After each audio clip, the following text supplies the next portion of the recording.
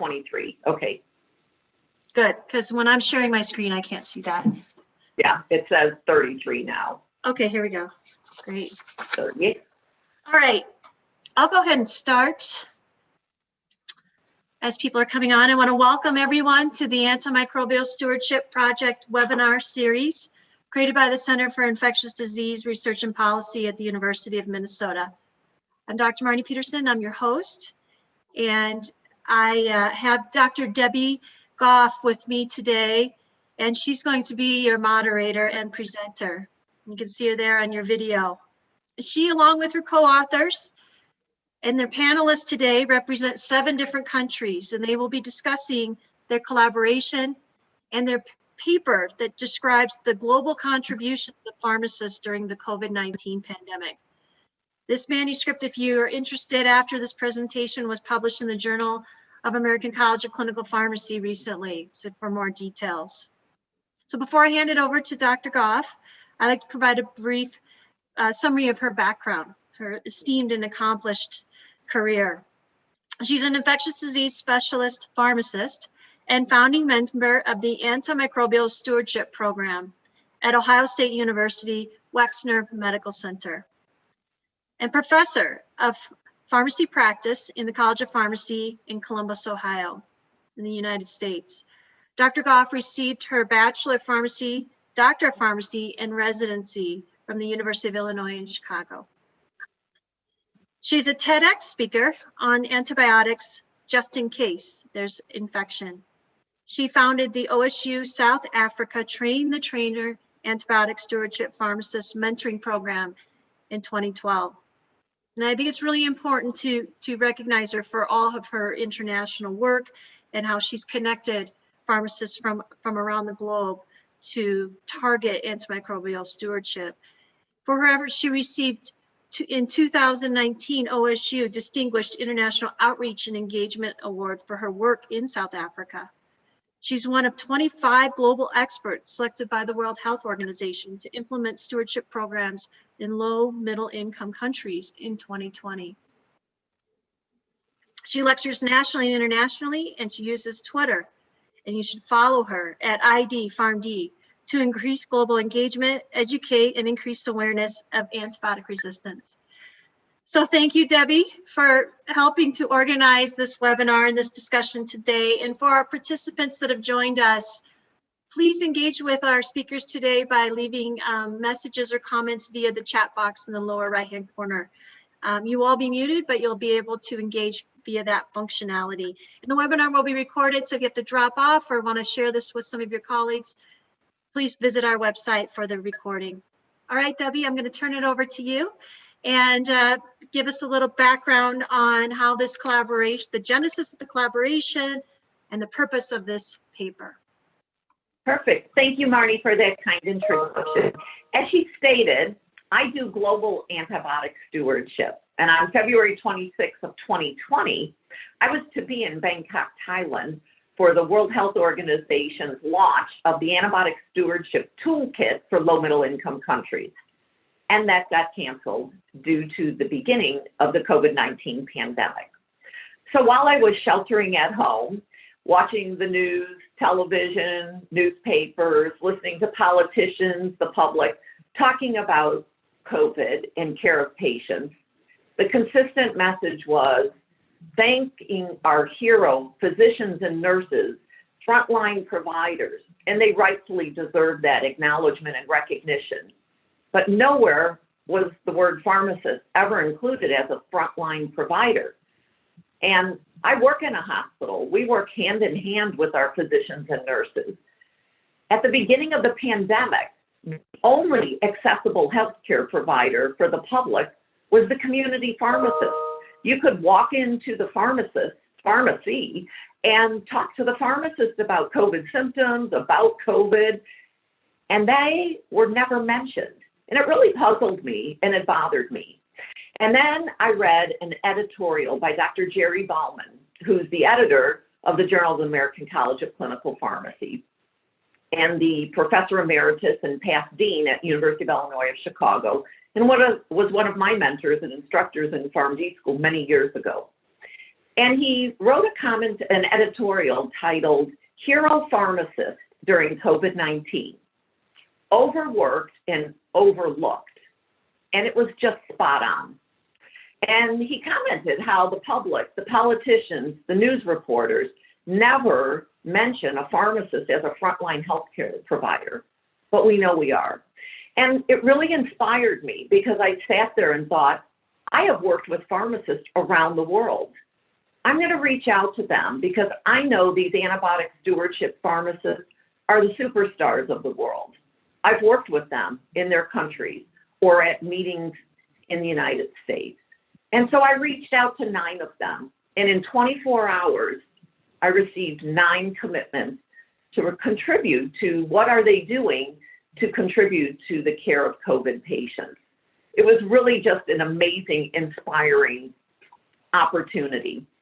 And so I selected these 9 different countries, and the article is published in JACCP, and it's an open access article, so that means it can be accessible by anyone. So as you look on this map, you see you are going to hear from antibiotic stewardship experts around the world. We have Diane Ashiru-Oredope from the United Kingdom, Dr. Khalid Eljaaly from Saudi Arabia, Dr. Ubaka from Nigeria, Dr. Brad Langford from Canada, Dr. Tim Gauthier from the United States, Dr. Therese Saad from Lebanon, Dr. Natalie Schellack from South Africa. We have Dr. Sefako from Qatar and Dr. Kelly Carnes from Australia. Each of them have amazing stories. And as they sent me their contributions, I just was beaming with pride, looking at how pharmacists across the world were making significant contributions to COVID-19 patients. And these are pharmacists working in 9 different countries, and we all function very differently. We don't all work in hospitals, and I specifically selected a very diverse group of pharmacists, and you will learn from each of them firsthand how they were contributing, and it just really made me proud. And so if we go to the next slide, with the help of Brad and Tim, they created this amazing infographic. And our goal was really to help engage and educate the politicians, the public, people commenting on the management of COVID, to realize pharmacists are intimately involved in this care. And they would look at this infographic and see that pharmacists are doing drug reviews, reviewing drug information, analyzing the data to make drug therapy recommendations on this new infectious disease that we were learning literally by the day, contributing to COVID research, educating the public and each other, managing all the drug shortages in the hospital, actually administering COVID tests, helping to preserve PPE equipment, contributing to patient care rounds, and now actually giving the COVID vaccine. So it's really been an important paper, in my opinion, and the colleagues I worked with were just amazing. And when you look at a global pandemic, it takes global collaboration to make this work.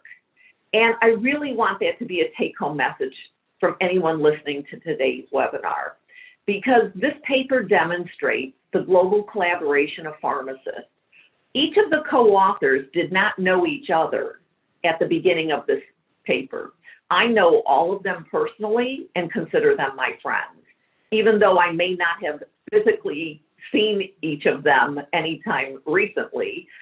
But we have a very special bond now by writing this paper. As each of us reviewed what each other were doing, I learned something new from each of them.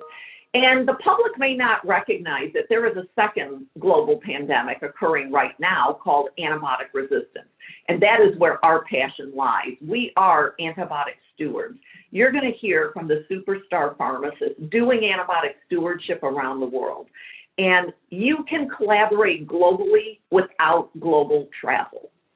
And so I hope our work inspires others to reach out over the internet, over Twitter, to collaborate with each other, because that is the only way we will make it through these global pandemics. So I'm very excited to start with our panelists. I'm going to ask the same questions to each of them. First, how did we meet? because everyone has reached out to me to ask, how did you pull together all these pharmacists? And so that's an important part of how you meet and network with each other. And then if you could describe what your role is and describe then what you did at the beginning of COVID and how you're continuing to contribute. So let's start with our first panelist, Dr. Diane Ashiru-Oredope from the United Kingdom. So Diane, I will turn it over to you. Thank you, Debbie, for that. Thank you for that introduction, and thank you again for the collaboration. So I'm Diane Ashiru-Oredope. I'm a pharmacist, the lead pharmacist that focuses on antimicrobial resistance and healthcare-associated infections at Public Health England. So that's our National Public Health Institute.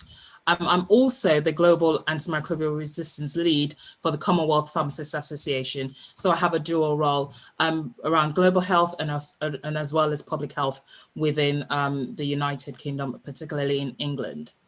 In terms of how we met, Debbie, so I had to go back and do a quick search. We met in 2014 via Twitter. And I think I'd heard about you. I'd been following your journey through Twitter, and then you sent me a message, which I just went back to today on Twitter, and just sent me a direct message, which said, "You're doing a great job in resistance. Well done." Were your exact words. And for me at that time, as somebody who just come into the role, developing into my national role even more, that was a great message to have from you. And I remember saying, thank you so much, your DM means a lot.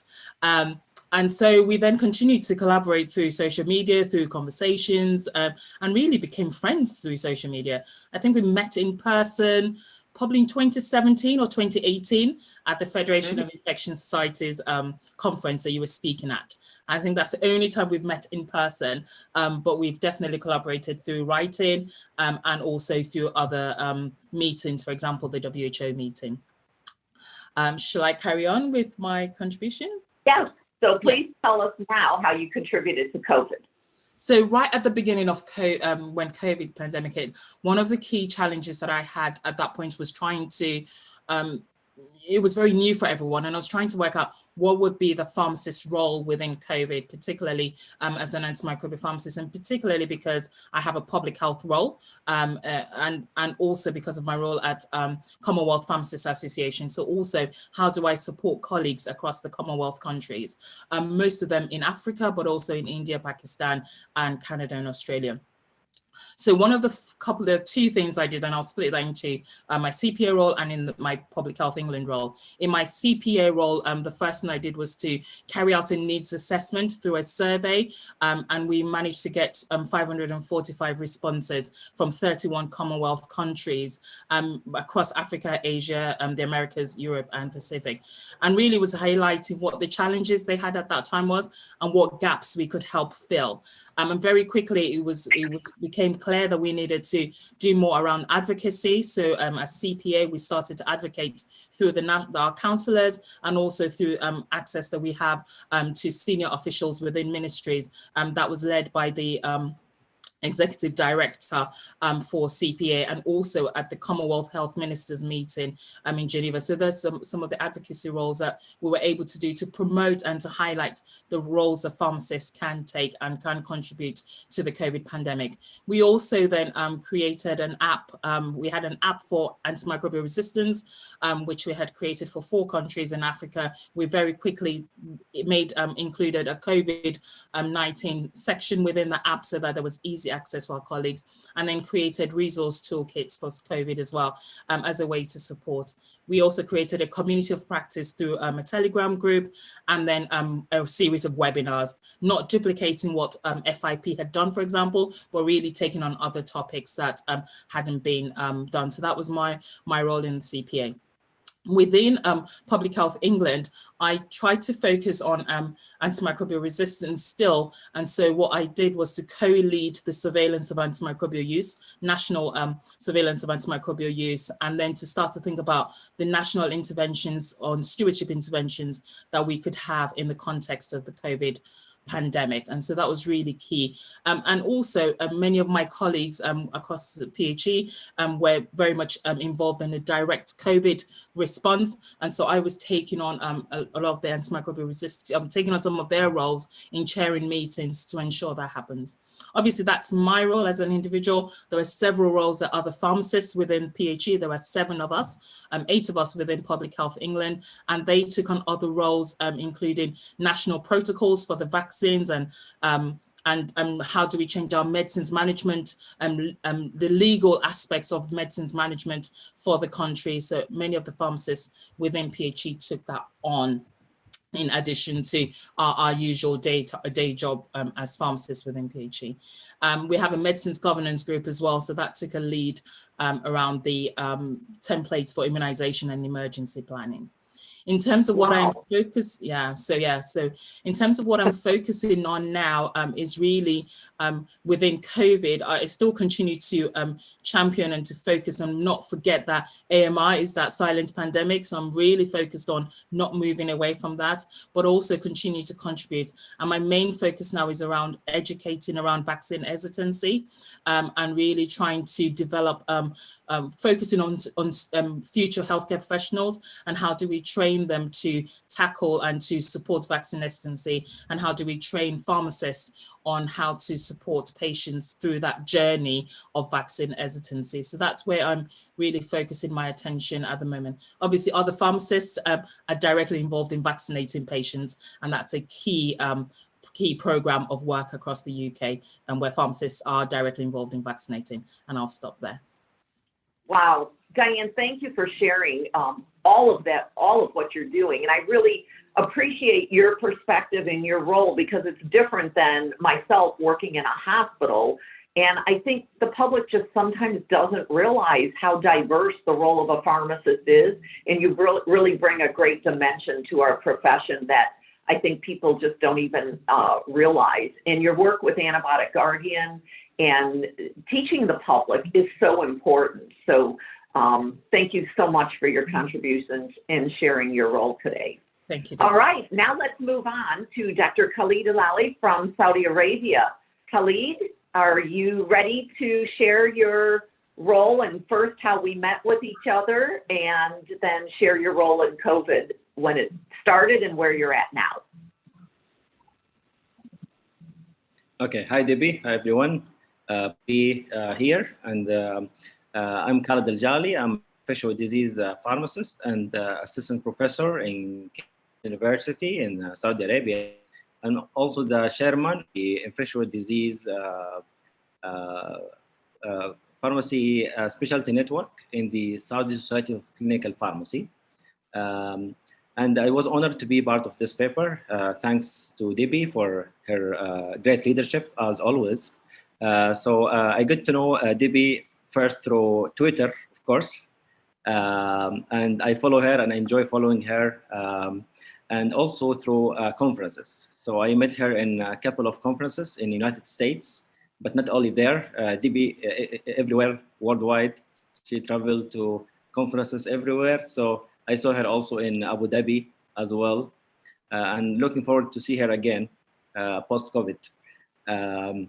So regarding contribution during the pandemic, so in the beginning, so maybe like many pharmacists contributing during the COVID, so I was part of the, I'm a clinical pharmacist also in the hospital. So I was collaborating with the team, filtering all those new information about those investigational agents for COVID-19, their efficacy, their safety. As you saw in the beginning of the pandemic, there was, people were giving empiric broad spectrum antibiotics just because of COVID. They think COVID, we have to protect or give prophylaxis antibiotic, or to give all patients broad spectrum for secondary infection. So we try to reduce this practice as much as possible.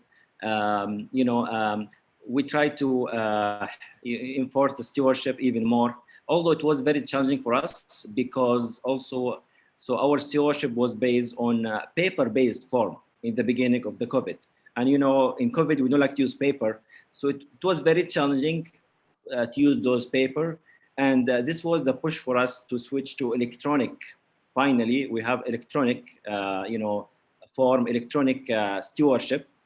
before the COVID, we always had the paper-based one. So now we have the electronic one. Finally, it's much easier, better for stewardship, for communication, for everything. In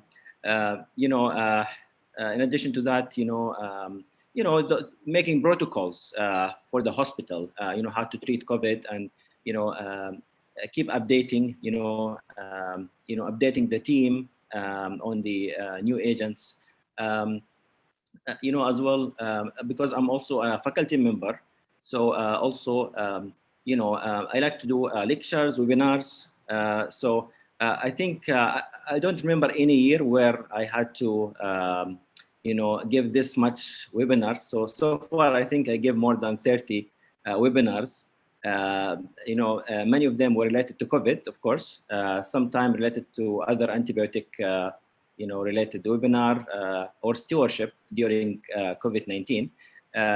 Many webinars were invited by, universities, institutions, or Saudi Ministry of Health, for example. Also, several societies, several pharmacy or Saudi pharmacy societies. One of the webinars, I got the largest audience ever in my life. I was, very honored.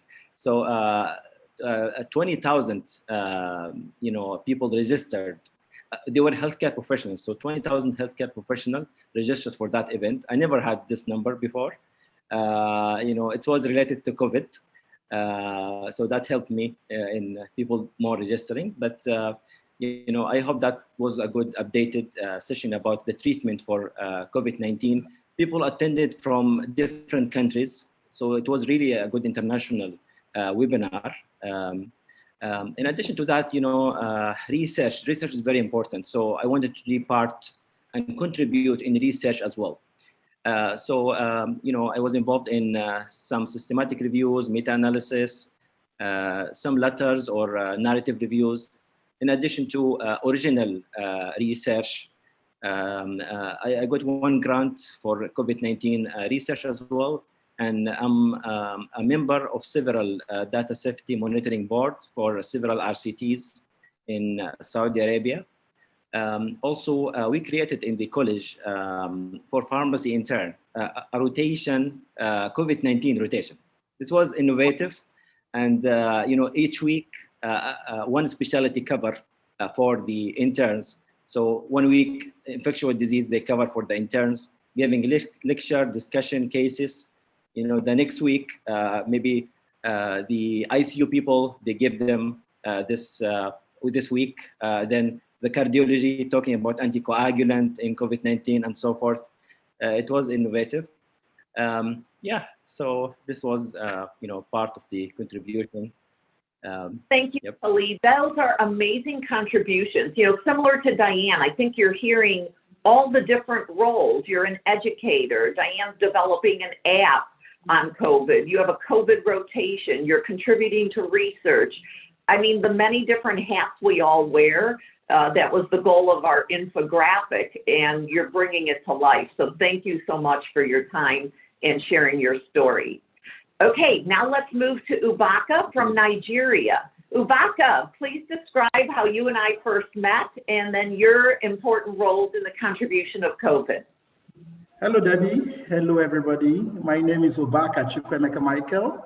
I'm from Nigeria, and I'm a professor at the University of Nigeria. I also do some level of consulting, pharmacy consulting with a teaching hospital attached to the university. I'm an antibiotic steward, and also importantly, I'm also a medicine supply chain expert.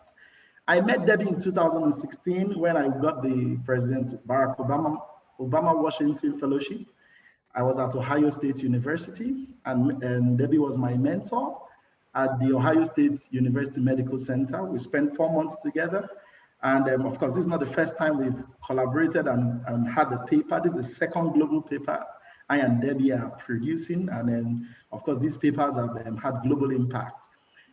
Regarding COVID from the Nigerian perspective, very sincerely, when COVID hit, we were not prepared. We were not prepared. Africa wasn't prepared. And specifically to antibiotics, azithromycin abuse went sky. It went very high. Yes, hydroxychloroquine was also high, but specifically for antibiotics, azithromycin went very high, and it sent a lot of community pharmacists into overdrive, because while it was coming from a business perspective, we also knew there was a public health challenge, and we knew resistance was going to come. So it drove quite a number of us who are in the pharmacy world, especially from the academic point, because we had the divide. The business pharmacists were just going selling drugs, but the academic pharmacists and the public health experts were trying everything possible to limit the abuse of these medicines. But one of the first steps pharmacists took were from the hospital, especially the UNTH, that's the University of Nigeria Teaching Hospital. The pharmacists there were part of the team, the frontline team. And they went all through developing quick protocols. Of course, there was no protocol for almost no viral pandemic in Nigeria. They just had hospital-based protocols. At the university level, one of the things we also had in Nigeria as a problem was there was mass production of sanitizers and disinfectants. Everybody was into the production. So you had substandard products, you had fake products. Now, this challenged academics in the university. The university labs had to open during the COVID era and started producing standard grade disinfectants and sanitizers. It couldn't meet the demand, but at least we did something to reduce the amount of abuse of products we were seeing, littering the entire country at that time.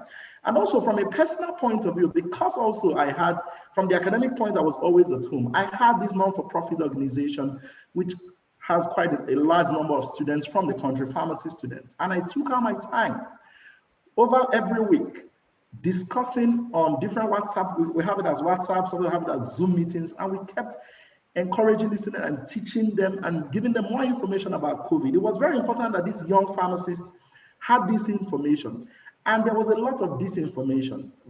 Diane talked about vaccine hesitancy. That is currently what we have as a challenge in Africa. I'm going to come to that. But at that point, people didn't even believe, even among health professionals, they didn't believe COVID was real. Not until we started to get health experts, people who are frontline workers, to tell them the truth. Yes, we couldn't share pictures because it was illegal to do, but the more these young pharmacists and students started to see people who are role models to them, tell them COVID is real, we felt that yes, the immediate families of these people benefited from it. Their immediate communities benefited from it because the awareness went up. But now, what we are battling with and what pharmacists are involved with now, aside because currently the hospital, the teaching hospital has generated its own protocol for the treatment. It is not a widespread protocol in the country. Let me make that known. It is hospital setting specific. And UNTH has come out with its own protocol of treating. In fact, there's an unofficial protocol for prevention. I wouldn't want to mention it here, for prevention of COVID. And these were raised by clinical pharmacists whom I also consult with. Then secondly, the supply chain of the incoming vaccines, the COVAX provided vaccines. Currently, there is no preparedness plan, but it's being worked on. But one of the challenges we as a country are having is how do we get people to take the vaccine? It's easy in the United States, it's easy in England. I'm seeing high rates of people taking it, but it is going to be a problem. Aside the infrastructural level, aside the protocol on ground, pharmacists are getting involved because pharmacists in this country have, it's believed we have the highest or the deepest knowledge about the supply chain of medicines. So we are developing protocols. I'm currently conducting a set of research. Some of them are going to come out published on vaccine hesitancy. But one of the beautiful things about our first research was that people were willing to take the vaccine if a health professional recommended it. And we've sent out this result to government. Sorry, did you hear me? Ubaka, what I'm hearing you say is such a diverse role. You actually compounded hand sanitizer that was safe and effective versus illegal hand sanitizer. What a contribution to make. And now vaccine hesitancy. You are going to have a significant role there as an educator to the public and a respected educator. So I thank you for your contributions in sharing your talents with our team. And thank you so much. And the supply chain, that is such an important thing. That was something you and I worked a lot on when you were at Ohio State, is understanding the supply chain, which we all know the importance of that. So thank you for your talents and your time. All right, let's move now to Dr. Brad Langford from Canada. Brad, please share how we met and your role in contributions to COVID. Everyone, it's great to be here. I was thinking back to when I met Debbie. For those who don't know Debbie, she's a bit famous, or a bit of a celebrity in the pharmacy and ID world. So she's kind of one of those people that you know her before she knows you. So I knew of Debbie from Twitter, and eventually we met on Twitter, and then in person a couple of times in the United States, and when she came to Toronto to do some talks. So I'm really grateful to be on this project with her. My main role is in public health, a public health agency at the province of Ontario, but I also work in an inpatient rehab facility also in Ontario.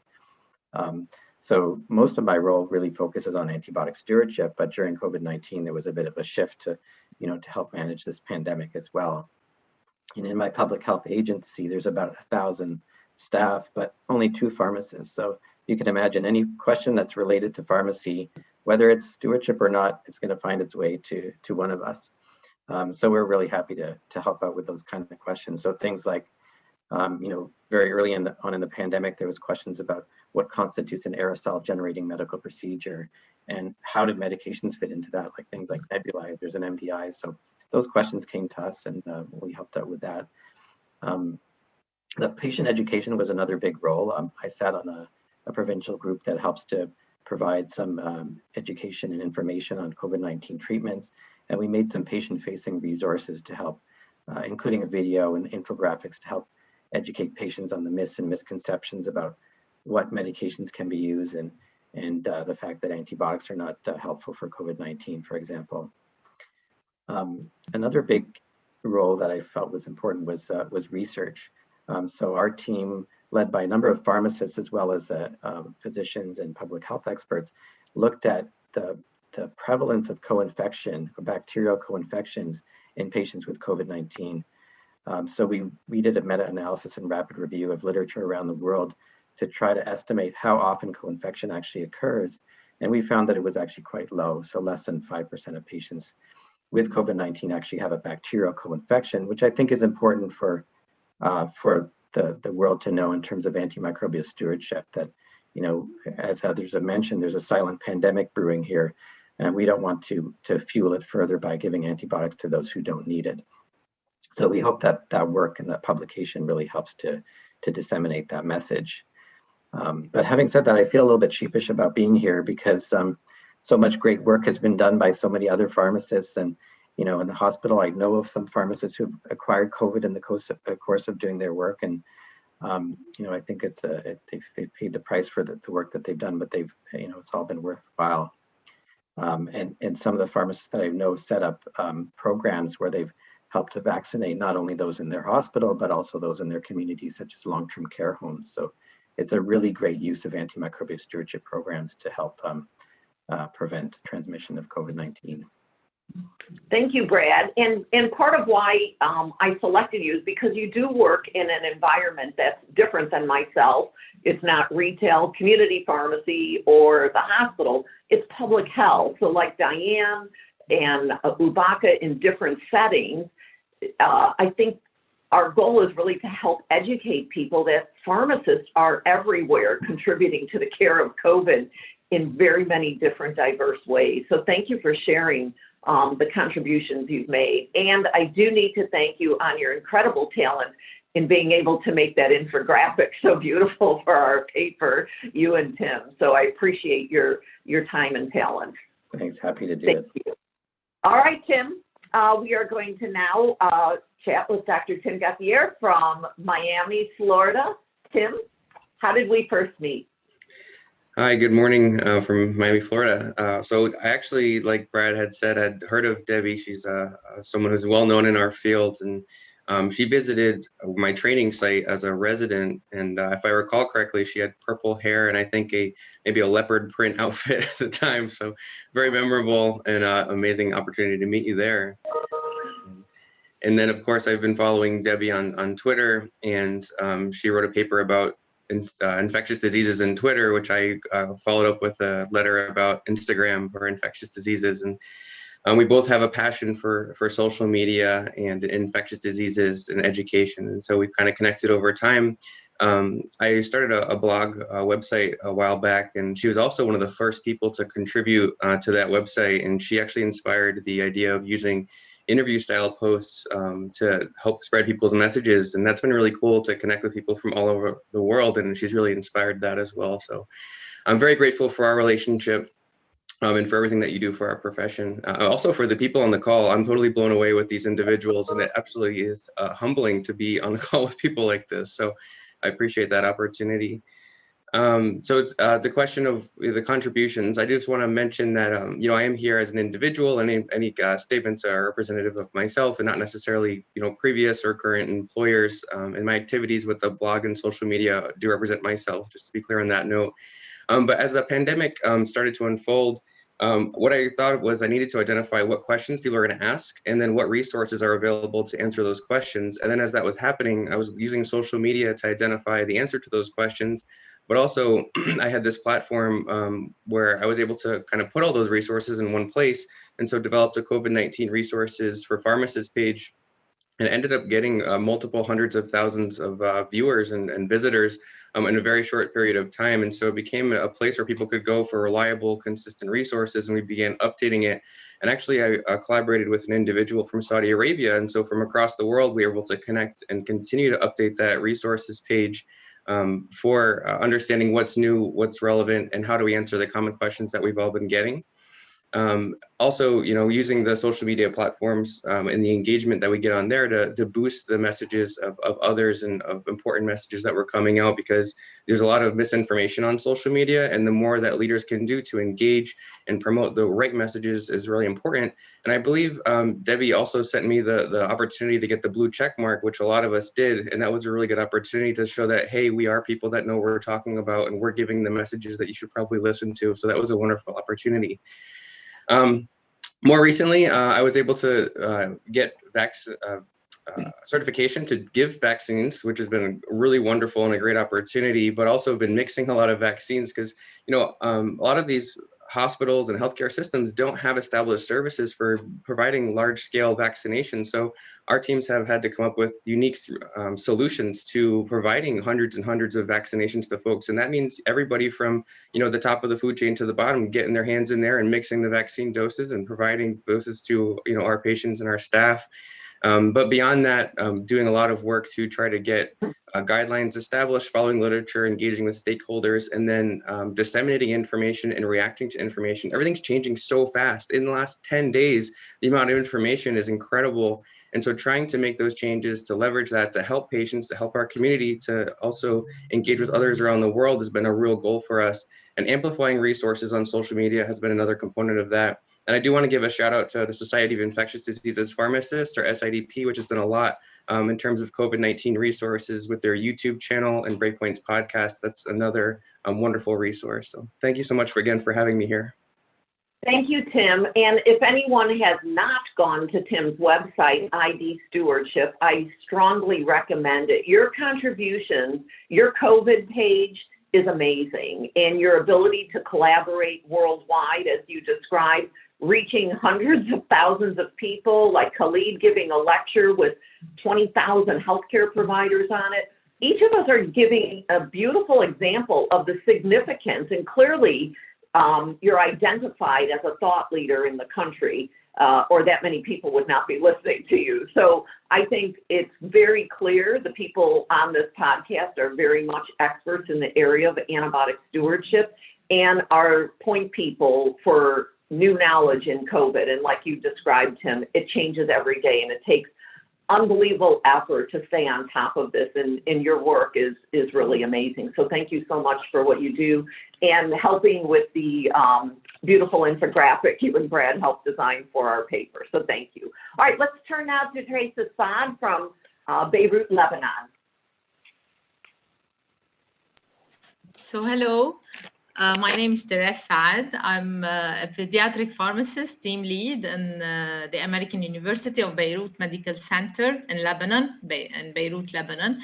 I'm very grateful to contribute in the article that we published lately in JACCP.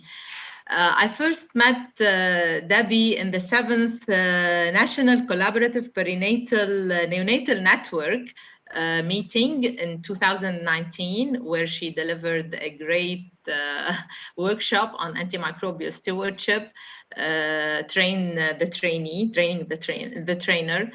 And then I followed her on Twitter, and I had the opportunity to see her tremendous work on in ID stewardship, and I had the honor to contribute in this article. When she sent me the email, I was like excited, yay!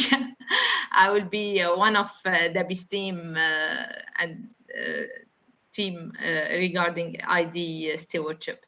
So, like I said in my part in the article, what we did in Lebanon is mainly we worked on critically appraise the tsunami of information that was delivered to us regarding COVID-19, and to try to unify the practice by developing protocols that can be used around the country to manage COVID-19. On top of this, we were involved in many awareness programs to raise the prevention practices around the population, especially like the other pharmacists said, many of the people didn't believe in COVID-19, and they would say it's not real. It will not touch us, and so on and so forth. On top of this, we were involved in many research projects related to the COVID-19 in our country, in our context. So our pharmacists were involved in such research projects. And lately, we will be involved in the vaccination campaign. Like the American University of Beirut was selected as a center for vaccination.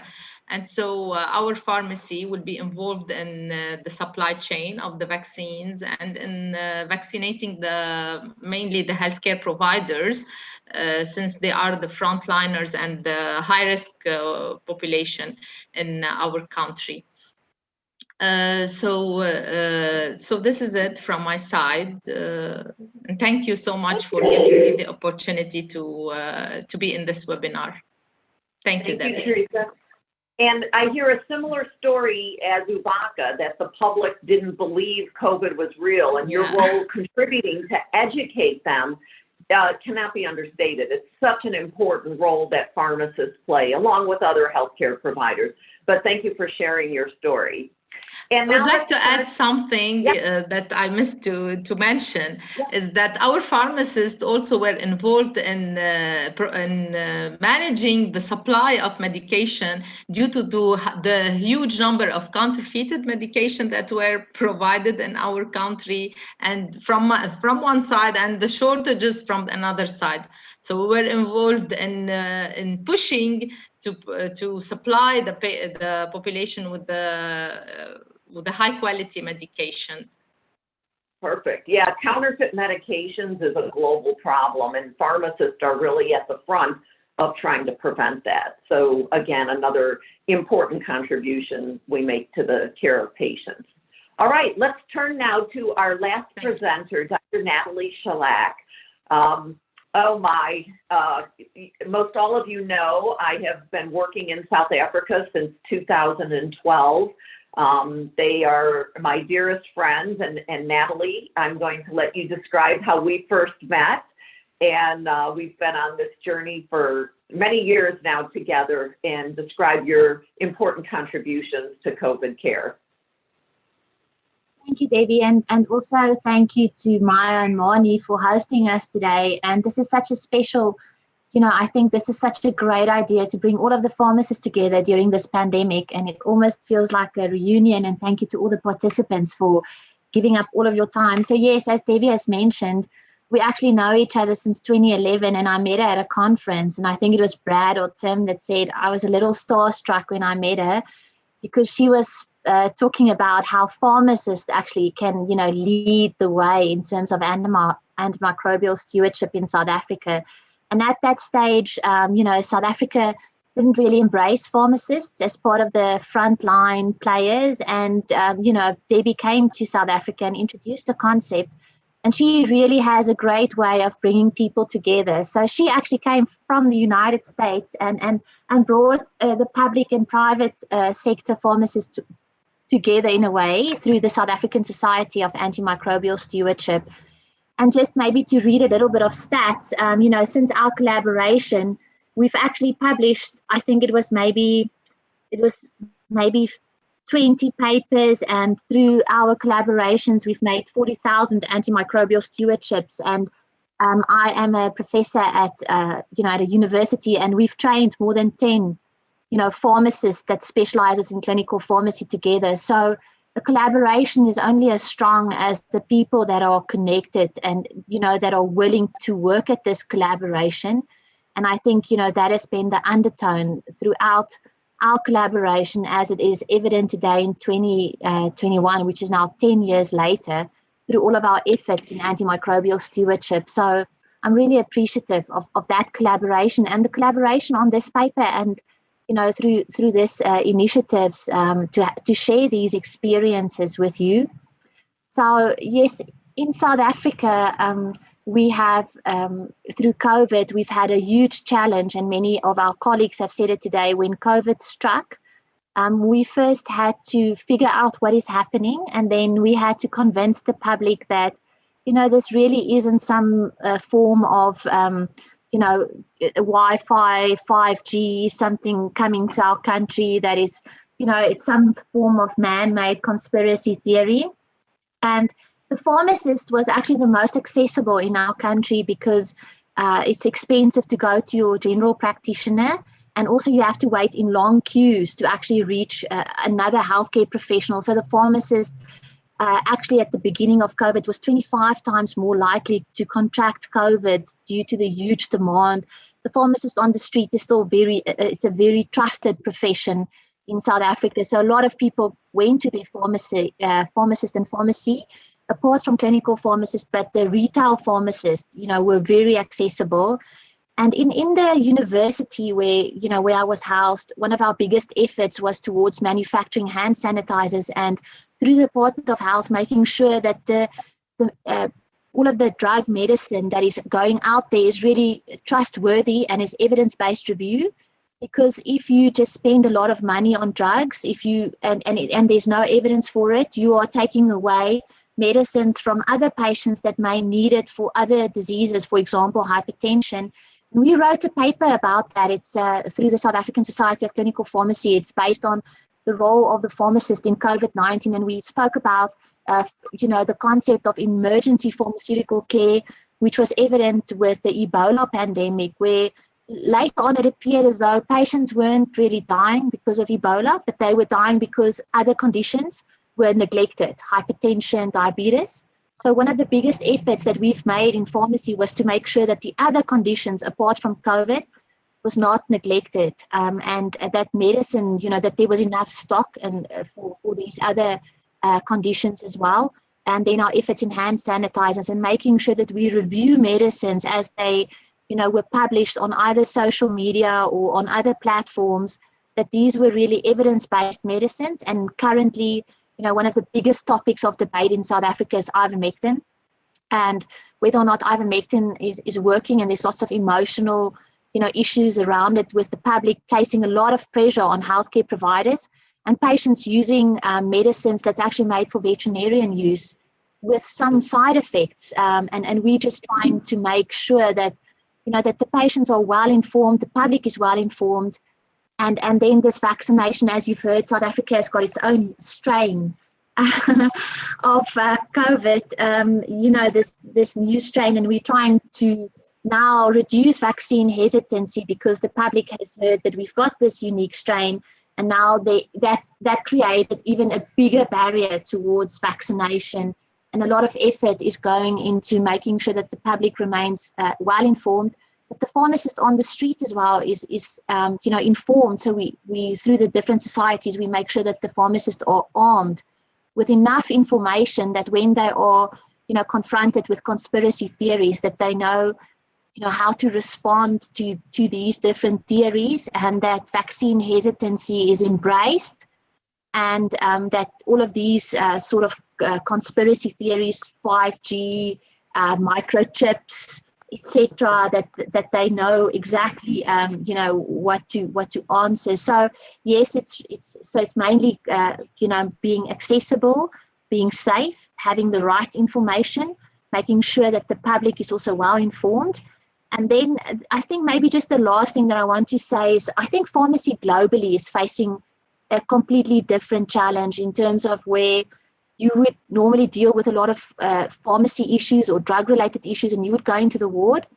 But because we've had a huge second wave, a lot of our pharmacists are experiencing post-traumatic stress disorder and complete burnout, because they are being confronted with the pharmacist, the patients being completely frustrated and taking it out on the pharmacist, the doctors being frustrated and taking it out on the pharmacist because there's not enough medicine.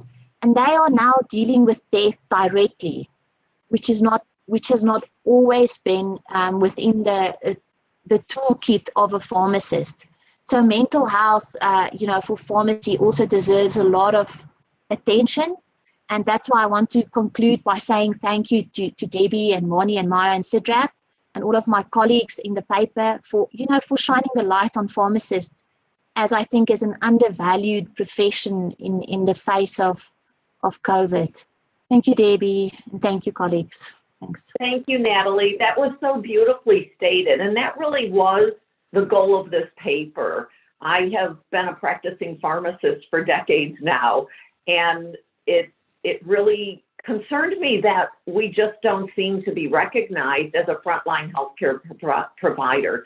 So I hope people listening to our podcast, this webinar, will really realize, as they heard, the amazing contributions of pharmacists, and it's very diverse. We've heard public health, pharmacists in the colleges of pharmacy, working in the community, working directly with patients in the hospital, providing education, website development, app development, manufacturing safe hand sanitizer. The list goes on, and each of you shared such important contributions that I knew you would be able to. So let's see what type of questions we have from our audience. I do, scrolling through some, I'm hearing from a pharmacist in Spain, just thanking us for helping to bring pharmacists to the light in terms of getting recognized for the contributions. And it's not really about getting recognized, it's having the public and politicians realize what our contributions are. I think they know we're there. They just clearly do not understand our role. And I hope our paper will help people with that. And I want to thank Dr. Baumann for giving our paper open access. As we all know, a paper is only as good as the people have access to reading it. And ACPR very kindly made it an open access article for anyone to be able to download. So in looking at some of the questions, Therese, I'm going to start with you because I think you experienced something quite unique. As you were managing the challenges of COVID in Beirut, Lebanon, your city experienced a catastrophic explosion that created turmoil and death of many people. Please share your experience in how your hospital, which I've worked in, it's the leading hospital in Beirut, So I would imagine the majority of those people that were harmed in the explosion now presented to your overwhelmed hospital already dealing with COVID. What did you do when that occurred? So that's right, Debbie. As you said, so on the 4th of August, our country had to face a major blast that destroyed around 40% of our capital. And so we had a huge number of casualties coming to the hospital along with the COVID-19 patients. And so we had a tremendous overload of patients in our ER, and all the hospital staff had to rush to the ER for help. So thanks God, our hospital did not get destroyed by the blast. It was away from it somehow. So we had to manage between providing care for the casualties and preventing the expansion and the surge of the COVID cases around. So it was a very challenging period that we faced, but of course, with the help of many countries around, we were able to provide the best care possible for our patient, for the casualties, and to slow down the expansion of COVID-19. So that's true. We had a surge of during the second wave of COVID-19. But we were able to manage it, and we're still facing this surge, and we were trying to manage it. Hopefully, with the introduction of the vaccination, we will slow down this increase in the numbers of cases. Thank you, Therese. So as we look at other questions, maybe Tim, could you just describe what is your most common question you're getting now on COVID-19? As we're 1 year into this pandemic, we've learned a lot, but there's still a lot more to learn. I feel like every day is a new learning experience. It's overwhelming trying to keep up on the new drug therapy literature. But what question do you seem to get most frequently? To be honest with you, it's transitioned completely from therapeutics to vaccines. And so now, I'm constantly asked about, this situation with someone who is thinking about getting pregnant, or who is pregnant, or who just got a shingles vaccine, or has an acute infection. So in large, it's all around vaccines these days. And therapeutics in vaccines is a major question that keeps coming up over and over. So if I have a patient who's had, COVID-19 in the past, can they get the vaccine? And if they've had the vaccine and then they subsequently get COVID-19, which is happening sometimes between the first and second dose, how do you treat that person? And so I, for one, turn repeatedly every day to the COVID-19 resource page from the CDC on the interim clinical considerations. And so that's where I would point people to answer those specific questions, but it's all vaccines all day. And it wasn't like that a month ago. So it's really changing a lot. Right, and I think the fact that we now do have vaccines, it is generating 1,000 questions. And just today, I learned, the WHO is now not recommending it for pregnant women, but the CDC is. So that has created just a plethora of confusion and questions, and I think it's so challenging. And so, I look at listening to both Brad and Diane, who work in public health, the communication to the public, oh my goodness, we're working triple overtime trying to get these messages out, and they change every day. Diane, do you have any comments about what your most, your biggest challenges right now this week in dealing with the public? Because you have that UK variant. Yeah, so I think one of the biggest challenges is around increase in vaccine uptake. That is a major focus for us at the moment, is ensuring that we get the country vaccinated, and where there is vaccine hesitancy, how do we address that? And so what has been really interesting actually is, as well as it being as well as vaccine hesitancy being addressed from the center, so from the national organizations, individuals and professional bodies are also taking a key role. And that's been really key to see, because it's actually within the communities and within healthcare professionals that we're going to be able to have that shift. Some of the messaging and the myths that are coming out about the vaccines are actually at levels that it may be difficult to just tackle with public health messaging in general. Some of that is really important and key, but we also need individuals to talk to people. And I was just reflecting today that my parents were very hesitant about the vaccine initially, and my dad has been called up to have his vaccine now and didn't even speak to me about it, but he's going to go and have it. So I think that, you know, as we start to educate and to talk to people individually, and as healthcare professionals, we need to remember that we have our sphere of influence, we have our family, we have our friends, we have our communities that we need to work with as well. It's important to also bring in behavior change in health psychology, in how do you change people's behavior with everything, as we've done with AMR, but also really important here. So well stated. Thank you, Diane. Well, we are at the top of the hour. I thank CIDRAP and Marnie and Maya's help in coordinating, really, I think, an amazing accomplishment of bringing all of us together on one webinar. I think the contributions of pharmacists globally are quite significant. And I hope our webinar will help people learn what our roles are and how important. And I also see a future collaboration, because we are now all turning to the role of pharmacists in vaccination, whether it's educating the public that are hesitant, actually providing the vaccine. So we can look forward to future collaboration. That will be paper number 2. And if Dr. Bauman's listening, he can be looking forward to that paper, to JACCP. So I thank you all for your time. It's been great to see each other actually, and look forward to future working together. Thank you. Thank you all. Thank you, Debbie, for moderating and bringing everyone together today to highlight all the important global contributions that are happening.